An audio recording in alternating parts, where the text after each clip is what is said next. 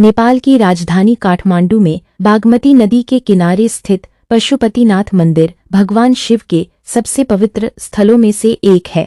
पौराणिक मान्यताओं और ग्रंथों के अनुसार इसके प्राकट्य की मुख्य रूप से 3 प्रमुख कथाएं प्रचलित हैं।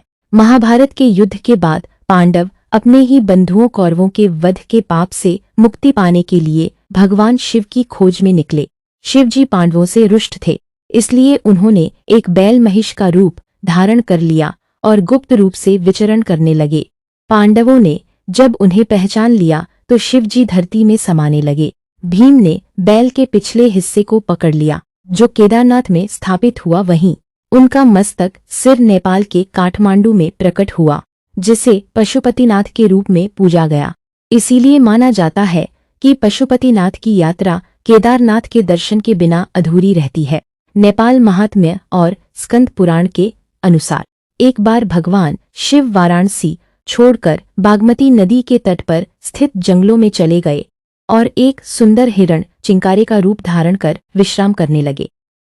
जब देवताओं को उनके बिना सृष्टि संचालन में बाधा आई तो ब्रह्मा, विष्णु और इंद्रदेव उन्हें ढूंढते हुए वहां पहुंचे। शिव जी को वापस लाने के प्रयास में देवताओं ने जब हिरण को पकड़ना चाहा तो हिरण ने नदी के पार छलांग लगा दी। इस दौरान उसके सींग का एक टुकड़ा 4 हिस्सों में टूटकर धरती पर गिरा। उसी स्थान पर भगवान शिव चतुर्मुखी लिंग के रूप में प्रकट हुए।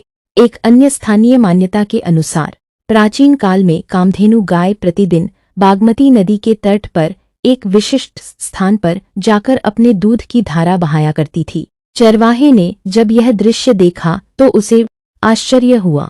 उसने जब उस स्थान की खुदाई की तो नीचे से एक दिव्य ज्योतिर्लिंग प्रकट हुआ।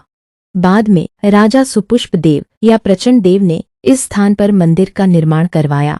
पशुपतिनाथ का शिवलिंग 4 मुख वाला है। यह 4 दिशाओं तत्पुरुष, अघोर, वामदेव, सद्योजात और 5 महाभूतों का प्रतिनिधित्व करता है। 15वीं शताब्दी से चली आ रही परंपरा के अनुसार यहाँ केवल दक्षिण भारत के ब्राह्मण भट्ट पुजारी ही मुख्य पूजा अर्चना संपन्न करते हैं। यह पूरा मंदिर परिसर यूनेस्को की विश्व सांस्कृतिक विरासत सूची में शामिल है।